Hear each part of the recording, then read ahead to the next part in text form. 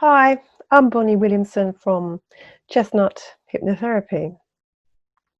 So, I'm going to talk today about when you are in a situation where you feel really stuck, when your normal way of doing things just doesn't seem to work for some reason. You can't. There's something that's stopping you, and this feels like an enormous barrier that you have to deal with. And I'm going to talk about it kind of using an analogy about a cave woman. And my cave woman is going to be called Barbara. So I'm going to tell you a story about Barbara, and well, kind of stick with me because maybe you would recognize some aspects of yourself here, because we're really talking about stuff we all do, really, in times of pressure. So I'm going to start with my explanation about our primitive brain, which will go back to Barbara's cave woman times. So our primitive brain is the part of our brain that steps into play when we're feeling under stress, some kind of crisis or emergency. And the kind of center part of it is our amygdala, which is our fight, flight, freeze area. And when we're in our primitive brain, we're highly stressed. We operate from the primitive parameters of depression, anxiety, and anger. Depression, anger, and anxiety are all primitive opt-out clauses. So just bear that in mind as we go along with our story about Barbara. So Barbara's this cave woman. I know it's not a very cave woman-y name, but Barbara's kind of synonymous with our times too.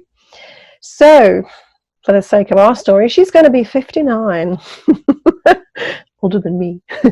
Just anyway, so she's 59, and well, she's feeling a bit old, and she can't run as fast as she can or used to be able to. She's feeling a bit vulnerable. And so one day she's out and about, and she gets caught in the sights of a saber-toothed tiger. And this saber-toothed tiger is going to have a name as well, and she's called Simone. Simone the saber-toothed tiger. And Simone is a very famous saber-toothed tiger of the time. Lots of people have heard about Simone. Barbara's heard about Simone as well. She's heard stories about the wounds that Simone inflicts on people. In fact, she's even seen the wounds with her own eyes. So she does get caught in Simone's claws. She does get scratched. And these wounds, they're not mortal, but they are pretty painful and pretty infected. So she's able to get away a little bit, and she thinks she's going to be okay. She's a very experienced cave woman, and she's faced adversity before. But she comes into this barren area of land. It's somewhat toxic, really. And she can hear Simone coming. She can hear her snarling. She can almost feel the touch of those claws again. And she thinks she can smell her on the wind. And she's absolutely terrified that she's going to get either severely scratched and wounded, or she's actually going to be eaten. In fact, she's pretty sure that she's going to be eaten. So she looks around for somewhere to go to run. Because, of course, her primitive mind is very active, as would yours or mine be if we were in her position. And her primitive mind has got three options: fight, flight, and freeze. And her kind of way of doing things, her way, her choice, her archetypal Barbara way of doing things is flight. Yes, to look for a way out, to find a way out, to run, run, run. And so she looks. She sees a way that might possibly work, but it's just not possible because it's such a long way away. It's just impossible. She knows that she'll get eaten along the way. She'll fall down a hole perhaps, or a snake will come and bite her. It's just going to take her too long. She will not survive the journey. So that one's put aside. So she starts looking. How else can she find a way out? Because this is what she does. She just keeps looking. This is what I do. This is what I do in times of pressure. And that's because another part of her primitive brain kicks in, her hippocampus, which says, yep, this is what we do. We always do the same thing in times of crisis, because this is a primitive brain. We don't think clearly. We just think the same. So if it saved us yesterday, this is what we do. So just keep looking. This is what you do. Keep looking for your way out.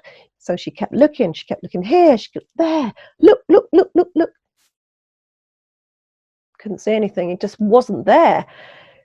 And the more she kept looking, the more anxious she got.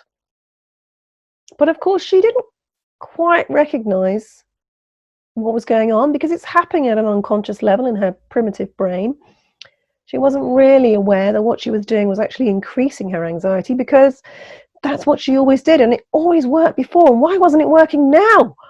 Why wasn't it working now? She was starting to get really frustrated. And all the time, Simone was coming. She was sure of it. She kept hearing her. She kept smelling her. She was there. She was on her way. She knew it. She was going to die.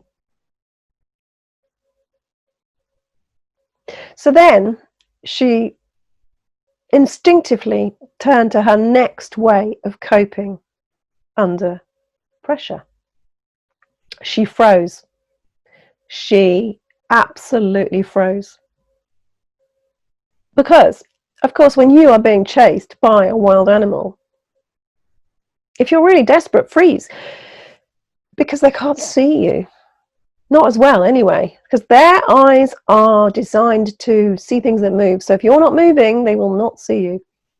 But eventually they do. And she knew that eventually Simone would catch up. There was just no way this was going to be a permanent coping mechanism. This was a temporary thing. Yeah. And she was getting really frustrated because she felt like she was just frozen to the spot and she just couldn't move forward. And then she got more and more anxious and fed up with herself. So then there's another part of this freezing that kind of came in.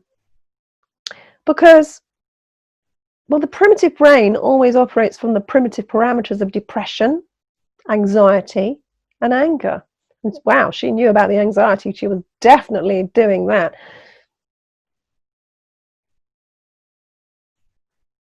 Depression was kind of slipping in there amongst the anxiety. And eventually she found her cave. So her cave was somewhere where she could just go and feel safe. Yeah.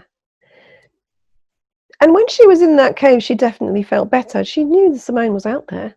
Yeah, she was out there waiting, snarling, ready to scratch, ready to bite. She knew she was there. But when she was in the cave, it was okay. But again, it was a temporary option because eventually she was going to have to come out of the cave. She couldn't starve to death. She couldn't stay there forever on her own. She needed a tribe of people. And what about her villagers? Where were they? Well,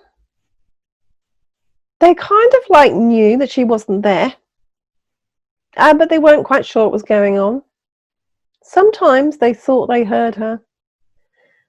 Some of them kind of looked over. But actually, they were really scared of Simone too. Yeah, they'd heard about her. And they were so busy, just so busy with surviving, really. So Barbara was a little bit alone in her barren world and her cave. Sometimes she had to come out of the cave, though. She still needed to eat. So she could come out for a little while, maybe, when Simone wasn't looking. But she knew she was there. She tried, of course, to kind of read Simone and see what she could do to improve the situation, but Simone just wanted to eat her. There was just no kind of relationship building to be done with a saber-toothed tiger. It was her instinct to eat you. So after a while, she got really fed up being in this cave and being this anxious. So then the anger kicked in. Of course, it had always been there before, but it was much more turned inwards, because depression is sort of anger turned inwards too. So eventually the anger came. She realized that she had no choice, because she couldn't stand still any longer. She couldn't hide in the cave any longer. Time was running out. So she stood up to Simone and she said, "I've had enough. I've had enough of you snarling at me, frightening me. I'm so frightened. I've had enough." And as she got in touch with her anger, well, of course, Simone got a little bit more angry too and snarled a bit more. But, well, the villagers did actually hear what was going on. They kind of, well, they could have come to rescue, and Simone knew that. She knew. Yeah, you can pick someone off when they're on their own, but not necessarily when they've got the tribe behind them. And when Barbara started to get in touch with her anger, she felt a little bit better. And maybe once she started to feel that she'd done something, she wasn't quite so frozen, then she felt like she had a bit of a sword in her hand, or a spear, perhaps I should say. So she has her spear, which says, "No, I'm standing up." So it's a kind of a metaphorical spear. And gives her a bit of thinking time. And then she suddenly remembers, oh yeah, while I was busy looking for my way out, I did actually do things that might prove helpful now. I forgot about them. There were things I was doing along the way that were actually quite helpful, because she was sowing seeds. She was sowing seeds for her escape.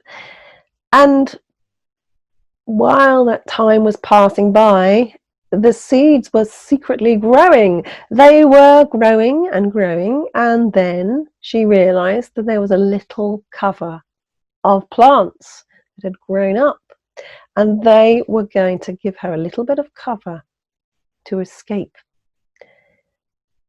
Because if she could use them as that cover to get to that escape route, the one she'd seen in the first place, then yeah, she could get there. And she realized, of course, it was a different village that she was heading for. Of course, there were lots of lovely things about her old village. You know, there were lots of villagers in her old village that she really liked, lots of good things about it, but she realized it was time to go to a new village, because she realized it was time to do things differently. Because although the way she'd done things before had worked, now it was time to do different things. So off she went to her new village. And she looked back and she realized how resilient she was, because she had survived an incredibly difficult time. All the skills that she had, she'd used them to survive. She realized, yes, she could survive difficult times, and she could find a new village with new ways of doing things. She realized how strong she really was and that she could do difficult things. And so can you. Thanks for listening. And I hope that might be helpful. Wondering what it might be for you, really. What would your problem be? What would your barren land be? What would your Simone be? Can you see something in there? Or maybe you would change the analogy a little bit. Let me know. I'd love to know. Thank you so much for listening, and have a lovely day. Bye-bye.